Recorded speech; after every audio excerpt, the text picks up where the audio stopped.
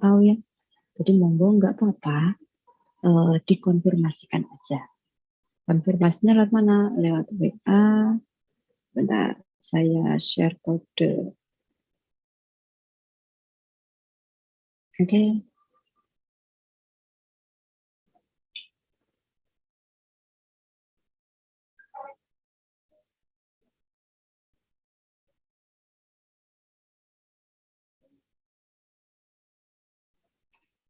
Ya, di kolom chat sudah saya kirim kode WA, silahkan join. Kemudian saya akan susulkan link untuk e-learning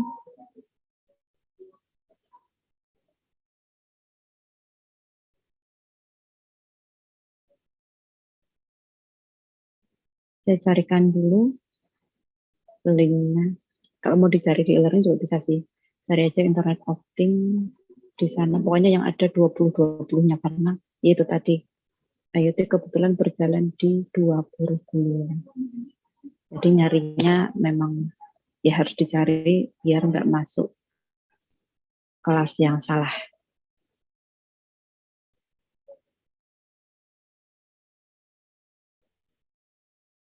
Kalau misalnya ada yang sudah terlanjur pindah, nggak apa-apa dilanjutkan.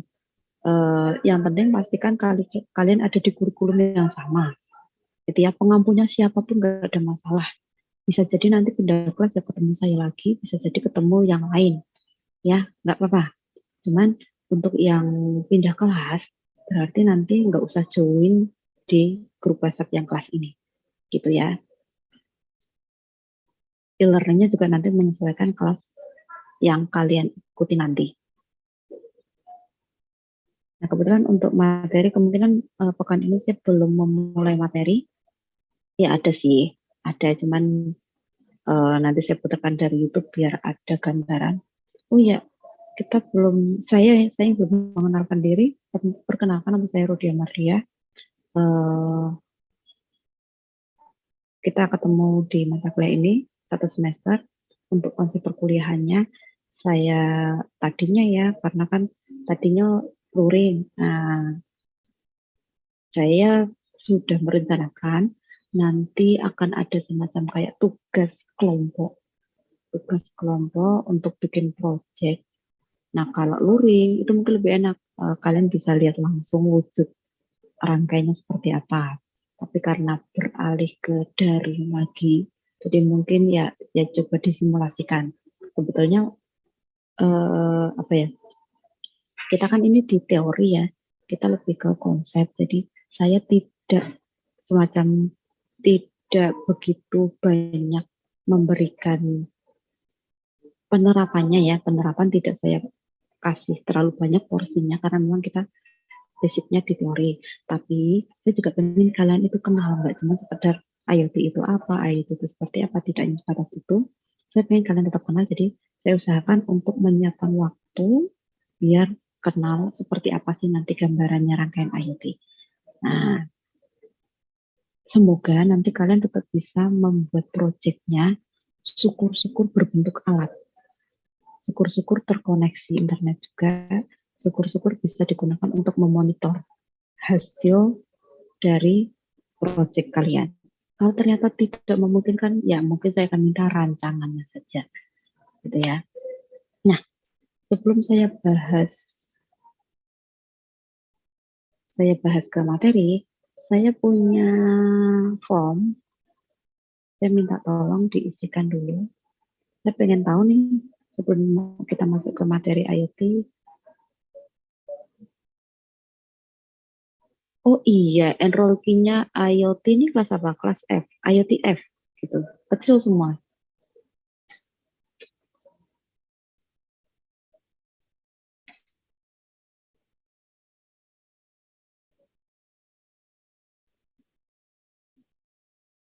Ya, kalau misalnya ada mau tanyakan, nggak apa-apa ditanyakan langsung, nggak usah di chat. Langsung minta izin untuk bertanya aja nggak apa-apa. Soalnya kalau di chat kadang-kadang suka nggak kebuka gitu loh, suka. Nah ini kebetulan pas lagi kebuka aja karena saya mau ngirim. Tapi kalau pas enggak, langsung ditanyain aja nggak apa-apa. Jadi teman-teman yang lain juga jadi ngeh kalau oh iya ada pertanyaan ini gitu ya. Oke, di kolom chat sudah saya kasih link Google Form. Saya minta tolong, saya pengen tahu sejauh mana kalian tahu tentang IoT. Sebelum kita bahas tentang IoT-nya ya, itu monggo diisi ada NIM, nama, kelas, kelasnya tolong diisi F. Kelasnya tolong diisi F kecuali yang sudah pindah di kelas lain. Eh, kelas kalau pindahnya ke kelas yang kemarin Senin sudah kuliah nggak misi nggak apa-apa. Tapi kalau kemarin belum ikut kuliah ya mendingan diisi sekalian. Besok nggak usah nambah masuk nggak apa-apa. Isikan sesuai kelas kalian biar nanti ngisi nilainya tuh nggak salah gitu ya. Silakan diisi. Di situ ada 3 pertanyaan tentang IoT. Apa yang kalian tahu tentang IoT nggak usah searching nggak apa-apa. Saya cuma pengen tahu gambaran IoT yang kalian tahu sebelum kita kuliah tentang IoT ini sejauh mana gitu. Terus yang kedua contohnya, sama yang ketiga kira-kira contoh yang kalian sebutkan di situ nanti cara kerjanya seperti apa sih? Ya silakan diisi. Kira-kira waktunya sekitar 10 menit ya. Ini 10.07 ya nanti saya akan cek lagi sekitar 10.18 lah. Itu monggo. Ya bisa fokus saya persilahkan misi dulu.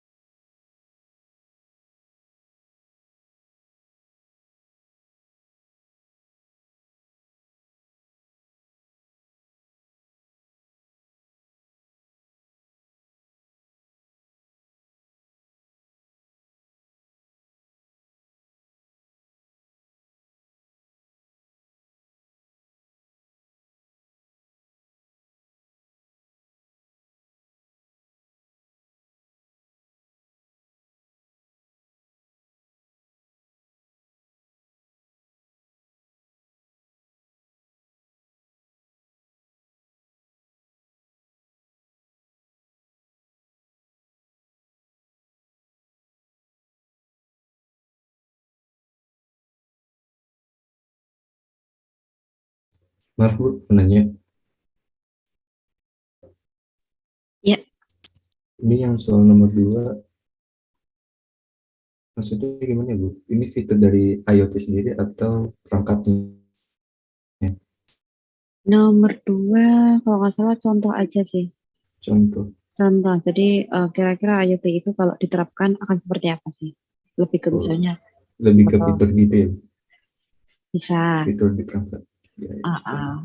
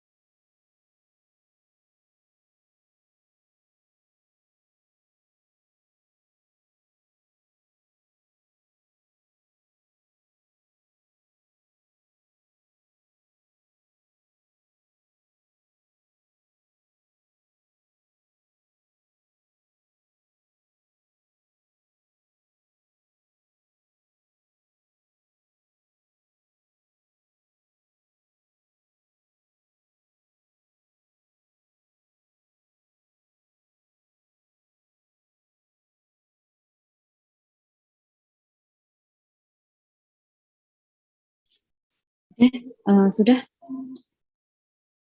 Yang masih tetap misi nggak apa-apa dilanjutkan.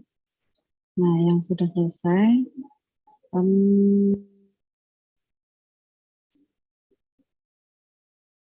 saya lanjutkan ya masalah kontrak kuliah kita, bahwa seperti yang sempat tadi saya bilang kaitan dengan konfirmasi apapun masalahnya, apapun nggak hanya ketika kuliah, ketika mau tugas, ketika UTS, ketika UAS, ada kendala apapun disampaikan. Ya, jangan sampai semuanya disimpan sendiri, giliran tahu-tahu terakhir pas rekapan baru, aduh saya banyak yang kosong nih, aduh saya banyak yang bermasalah nih, ternyata gini-gini ya, baru bilang di belakang. Kemarin saya ini, mohon maaf sekali kalau seperti itu kasusnya sudah terlambat, saya tidak akan mengadakan perbaikan ini dan itu gitu ya. Jadi untuk toleransi saya rasa cukup sampai di kalian konfirmasi, lalu saya kasih kelonggaran sedikit waktu extend aja. Itu selanjutnya untuk pembahasan materi kita di mata kuliah ini apa aja?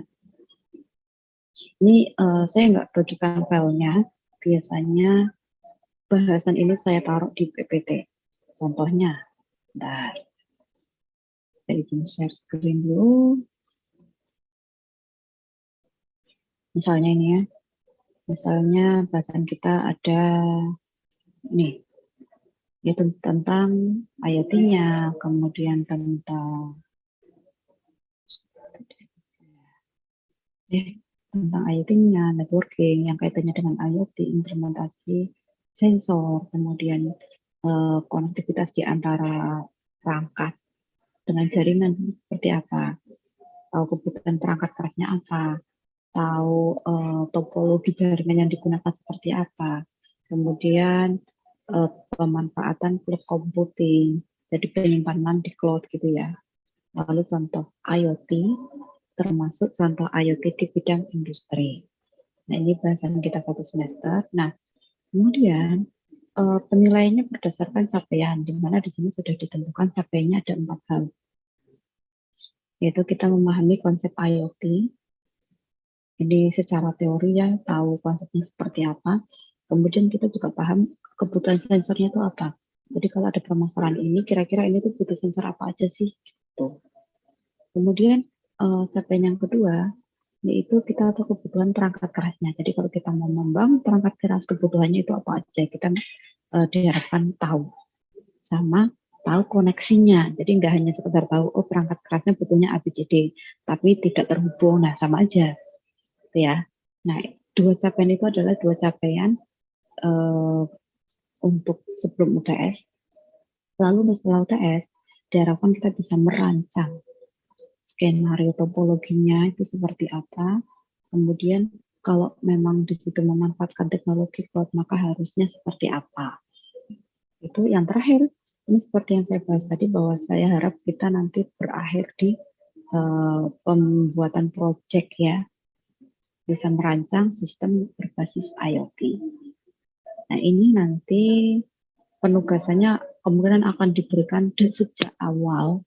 Nah, tahap itu kalian berkembang sampai nanti akhirnya di akhir bermuara di akhir untuk dipresentasikan, gitu ya. Nah, misalnya nih sampai UTS, oh ya untuk penugasan kemungkinan saya akan berbasis kelompok.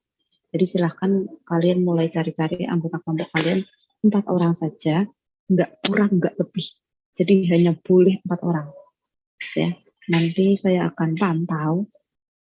Kalau ada yang masih 2 orang ya join. Saya nggak mau ada kelompok yang berdiri sendiri 3 orang. Atau nanti 4 udahlah nambah 1, akhirnya 5 enggak. Saya pengennya pokoknya 4 saja. Tidak kurang, tidak lebih. Kalau jumlah mahasiswanya ternyata tanggung, itu nanti saya yang akan mengkondisikan. Apakah nanti dia akan membentuk kelompok sendiri atau disebar, itu keputusan akhir. Tapi data yang disetorkan ke saya itu 4 orang saja. Itu. Nah, untuk setiap pertemuannya sebetulnya juga ada capaian. Misalnya nih hari ini diharapkan kita paham konsep IoT itu seperti apa. Kemudian contoh-contohnya gitu ya. Ini biasanya saya taruh di PPT-nya. Di setiap PPT sebelum masuk ke pembahasan ditaruh capaian hari ini itu ngapain, capaian pada materi ini itu ngapain gitu ya. Itu nanti akan ditaruh di sana. Kemudian, nah ini terakhir, saya harap mungkin tidak di pertemuan ke-14 presentasinya, karena kemungkinan nggak cukup kalau presentasi untuk semua kelompok. Jadi saya harap di pertemuan 13 lah setidaknya sudah bisa mendemokan hasilnya, ya. Ini kan misalnya di sini contoh implementasi pada smart home, smart city. Nah ini kan materi-materi ini sebetulnya bisa disisipkan ketika dicontoh, ya di pembahasan awal-awal contohnya gitu. Itu bisa disisipkan. Jadi diharapkan kalian bisa merencanakan nanti kira-kira kalian mau bikin apa sih. Kemudian desainnya nanti akan seperti apa, komunikasinya seperti apa gitu. Di tahap awal kemungkinan saya akan minta judul. Kira-kira kalau kalian mau buat itu tentang apa gitu. Untuk di screening dulu apakah ada kesamaan judul dengan yang lain. Saya harap sih tidak ada. Misalnya sama-sama smart home, oke, nggak masalah. Tapi harus ada perbedaan antar kelompok satu dengan kelompok yang lain. Dengan cara apa gitu ya. Pakai berapa sensor misalnya. Gitu. Kemudian untuk hari ini saya siapkan 2 video. Ya, jadi biar kalian tetap ada gambaran IoT itu seperti apa.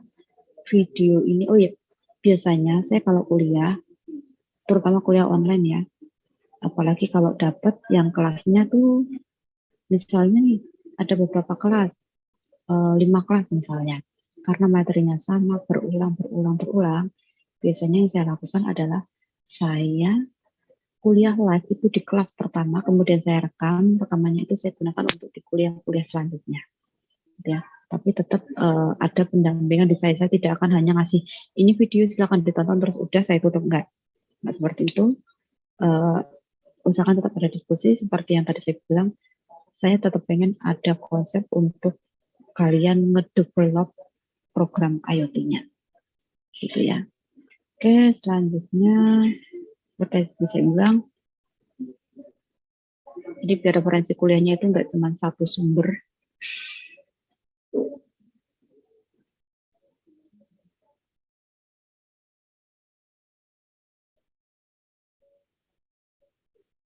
Oke, sebentar saya share dulu.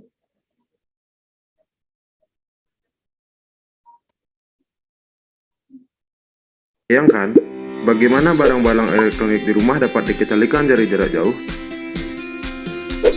Atau mobil yang dapat berjalan sendiri tanpa pengemudi?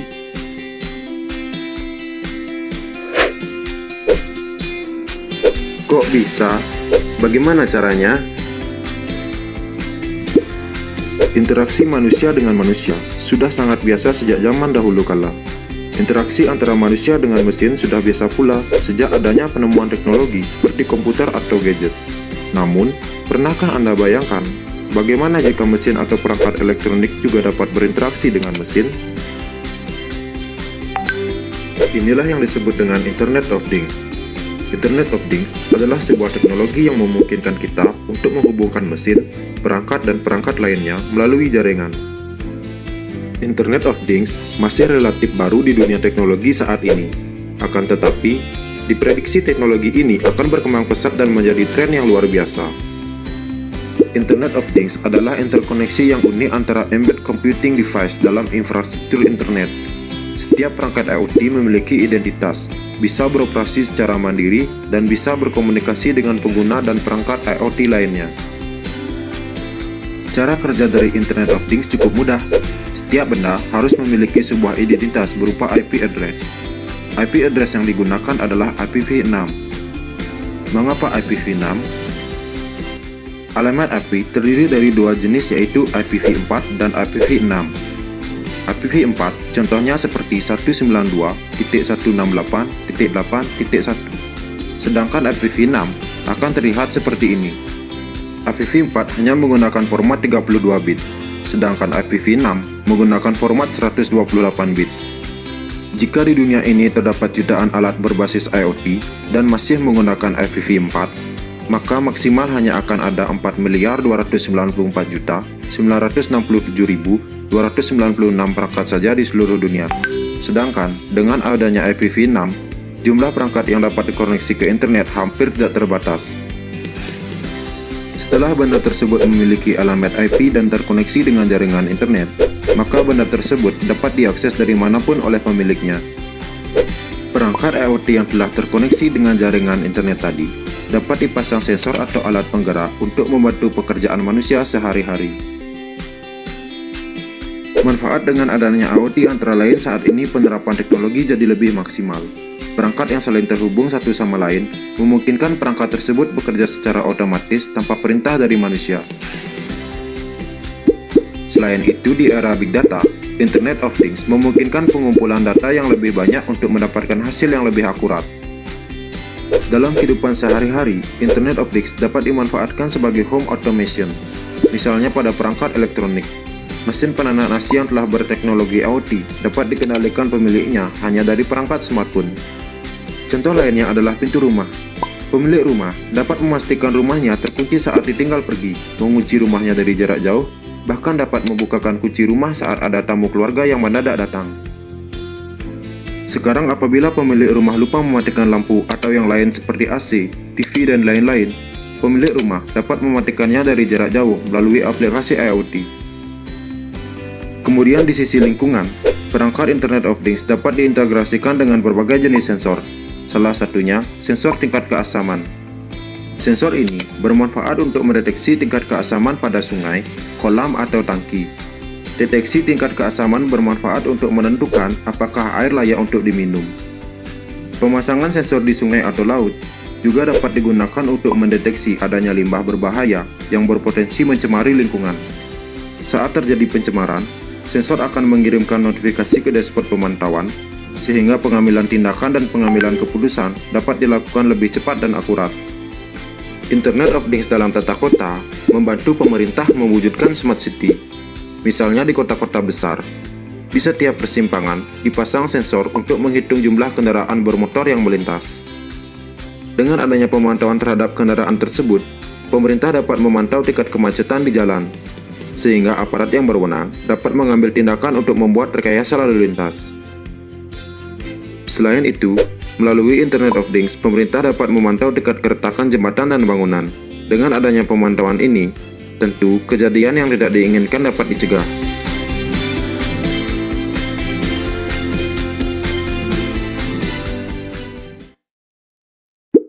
Bayangkan, Itu tadi contoh penggunaan IoT ya di kehidupan sehari-hari. Nah, IoT ini nggak cuman dipakai, bisa digunakan di sehari-hari, bahkan sekarang itu sudah sudah dipakai juga di industri gitu. Jadi kalau mungkin kalian pernah dengar era industri 4.0 kayak gitu, terus ya memang kita sekarang ada di era itu. Makanya kenapa kok di UTI terutama diangkat ya kaitannya dengan coding, apalagi kalian di informatika harus bisa coding. Ya, agar kalian punya skill yang bisa dibilang disiapkan untuk bisa bersaing di era ke depan gitu. Kenapa ya? Karena kalau misalnya nih, contoh kayak tadi semuanya sudah serba otomatis, di kehidupan hari-hari semuanya sudah serba otomatis. Kita nyari informasi aja sudah otomatis dari HP. Sudah cuma tinggal semuanya modal di tangan lah. Kita mau ngapa-ngapain, mau makan aja mager sekarang udah bisa. Kok dulu mungkin makan ya nggak cuma harus beli, mungkin harus nanam biar bisa makan. Pasarnya kan gitu ya. Nah sekarang sudah nggak perlu seperti itu lagi.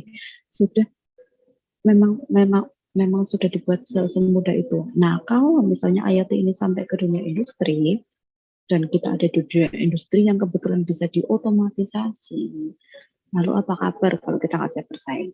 Ya, apalagi kalian di informatika, modal kalian di sini ditargetkan bisa membuat sistem, bisa ngoding, bisa menerapkan, bisa ngedevelop. Jadi setidaknya kalian punya kalian itu bisa untuk membangun konsep-konsep IoT ke depan. Oke, mungkin sekarang cuman sedikit yang menggunakan konsep IoT, tapi sangat mungkin beberapa tahun ke depan semua rumah sudah pakai solar panel, semua rumah sudah cuma tinggal aksesnya by phone, sangat mungkin gitu ya. Jadi contoh lah kayak dulu listrik mungkin cuman dari satu rumah, menyebar ke dua, ketiga, keempat, akhirnya semuanya. Kayak zaman dulu orang punya TV itu cuman ya orang-orang tertentu. Nah mungkin sekarang seperti itu. Rumah-rumah tertentu yang sudah menerapkan smart home. Ya barangkali nanti habis ini kalian nyoba-nyoba, ya kita nggak tahu. Kemudian teman kalian tertarik nyoba juga, akhirnya banyak yang sudah bisa menerapkan itu. Sehingga itu menjadi pasar baru, industri baru gitu ya. Oke, setelah ini saya akan putarkan satu video lagi. Ini juga enggak jauh-jauh nanti dengan konsep IoT dan contohnya. Cuma nanti ada penerapan di skala yang tidak hanya sebatas skala kehidupan kita sehari-hari. Itu yang kedua saya ambilkan dari Kominfo. Saya izin share dulu.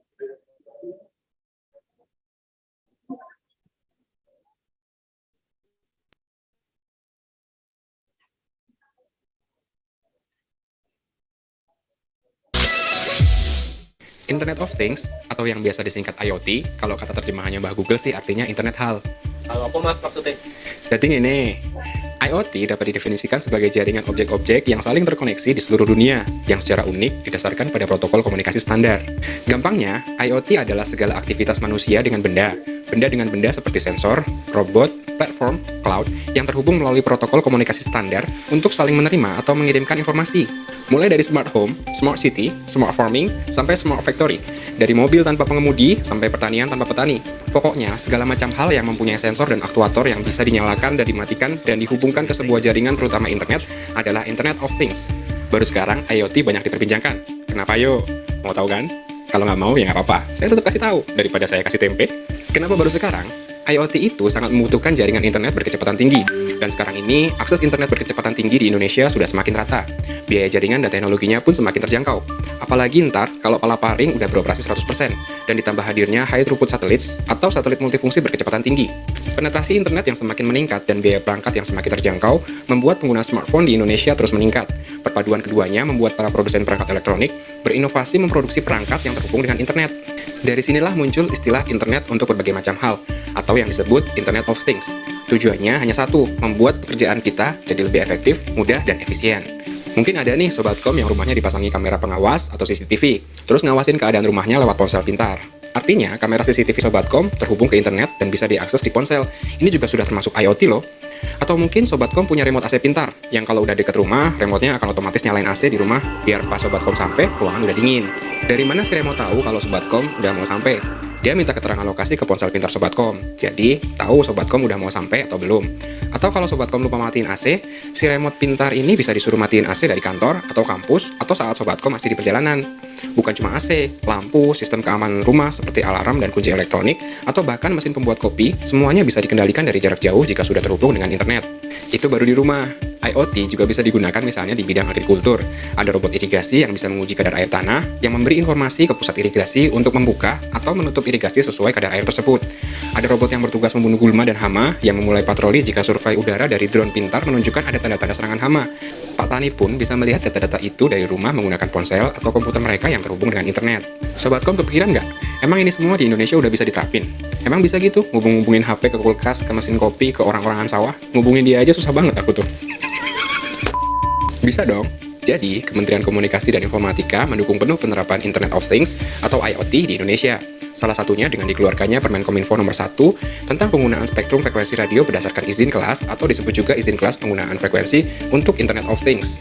Ada 3 hal yang jadi perhatian utama pemerintah tentang IoT, yaitu penetapan spektrum frekuensi, standarisasi perangkat dan kandungan TKDN yang harus dipenuhi, serta mendorong tumbuhnya ekosistem DNA atau Device, Network, dan Application dalam penerapan IoT.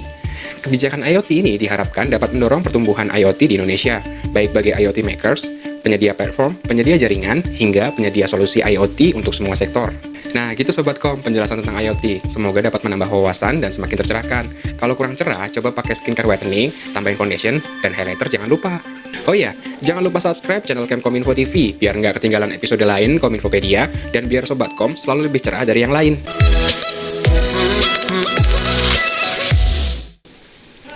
Cerdas di era digital.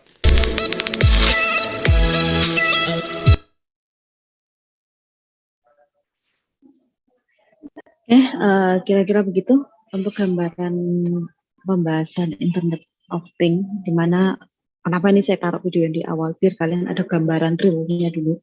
Biasanya kan lebih gampang nangkep ya kalau kita udah tahu. Oh contohnya ini, contohnya nanti akan seperti ini. Apalagi sempat tadi saya bilang bahwa rencananya akan ada penugasan yang bersifat kelompok. Nanti silahkan juga kalian cari teman untuk diobrolin kira-kira nanti mau bikin apa ya. Gitu. Itu dulu. Oh iya presensi belum saya kasih ya. Tunggu sebentar ya. Sambil nunggu kode presensi ada yang mau ditanyakan dulu mungkin?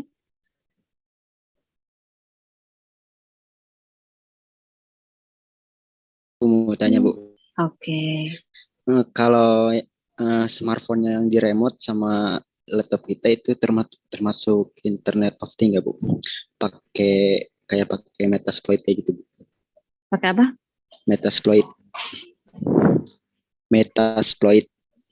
Metasploit. Ya.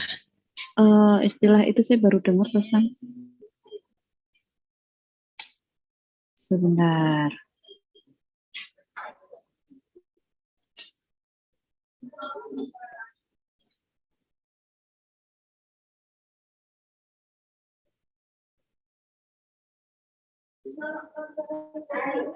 Sepertinya bukan sih. Kalau saya lihat dari deskripsinya Metasploit, sepertinya bukan. Tapi itu Bu apa? Dia tuh bisa membuka kamera dari jarak jauh. Terus punya bisa. Oh dia arahnya ini ya ke keamanan jaringan ya. Mungkin Bu, kurang tahu saya Bu. Pokoknya saya pernah kayak gitu. Apakah dia termasuk IoT? Kalau dibilang kategori sih, saya rasa bisa masuk kategori IoT. Cuman ini saya nggak tahu ya karena saya baru dengar setelah itu. Ini oh ya kalau IoT berarti benar dia masuk ke IoT karena memang ada alat, ada koneksi, ada program yang di mana alat-alat tersebut terhubung lewat komputer, lewat jaringan. Ya, definisi IoT sebetulnya ya seperti itu. Nah, untuk penerapannya luas sih. Luas bisa kalau ini di bagian keamanan jaringan mestinya. Kemudian penerapan IoT tadi yang di kehidupan sehari-hari cuman banyaknya lebih untuk memonitoring kemudian berkembang menjadi mengontrol atau mengendalikan. Cuman yang untuk Metasploit ini saya agak ragu sih. Apakah dia spesifik untuk di jaringan saja atau disebut IoT. Tapi kalau kita ngomongin terkoneksi ya terkoneksi, ada perangkatnya iya ada. Gitu. Tapi di sini disebutkan dia itu framework. Jadi kalau nih si Metasploit framework yang kita bahas memang frameworknya sendiri, ya berarti bukan IoT. Kecuali framework ini terhubung dengan beberapa hal sehingga itu bisa diintinya. Gambarannya kira-kira seperti itu sih. Ini yang saya kurang tahu. Metasploit ini dia sudah semacam sistem atau masih semacam framework tadi. Cuman yang saya tangkap di sini dia masih framework, dia fasilitas aja. Dia menjadi media untuk kalau di sini ya menyerang, bukan serangan ke sistem komputer gitu. Ini sejauh yang saya tahu. Kalau dia posisinya sebagai framework berarti belum termasuk IoT. IoT itu luas. Dia ada frameworknya, dia ada arsitekturnya, dia ada protokolnya yang dimana semua itu untuk mendukung agar terciptanya IoT. Jadi kalau di sini dia hanya menjadi bagian dari IoT mungkin ya, tapi apakah di IoT secara keseluruhan mungkin tidak ya. Pendapat saya ini hanya berlaku jika ternyata si Metasploit ini adalah framework gitu ya, bukan sistem. Kalau sistem ya berarti bisa jadi memang IoT, tapi kalau ternyata si Metasploit ini adalah framework berarti dia bukan termasuk IoT. Dia hanya bagian dari pendukung IoT. Begitu. Ada lagi mungkin? Terima kasih Bu. Oke. Tapi sepertinya saya lihat Metasploit ini banyak digunakan untuk lebih ke menyerang ya. untuk meretas saya nggak tahu apakah ada mata kuliah sistem komputer, security komputer dan informatika, barangkali itu bisa dibahas lebih jauh karena memang kaitannya lebih dekat dengan keamanan jaringan komputer. Gitu. Oh ya, ini kelas apa? Kelas F ya? Kelas F.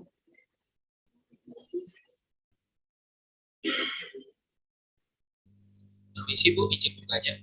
Mhm. Ini saya yang tadi keliru di kurikulumnya karena ganti. Ini untuk presensinya saya presensi apa gimana ya? Kalau kelasnya yang kemarin saya ambil yang tidak itu kan belum di ACC oleh BO.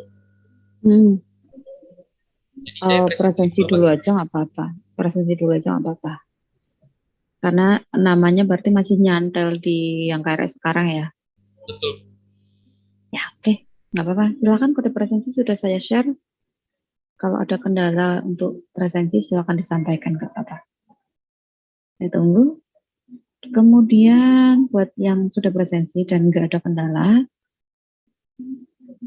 sekalian saya tutup pertemuan hari ini. Terima kasih atas perhatiannya. Insya Allah kita ketemu lagi minggu depan. Saya akhiri. Selamat siang. Assalamualaikum warahmatullahi wabarakatuh. Waalaikumsalam warahmatullahi wabarakatuh. Terima kasih Bu. Terima kasih Bu. Terima kasih Bu. Sama-sama.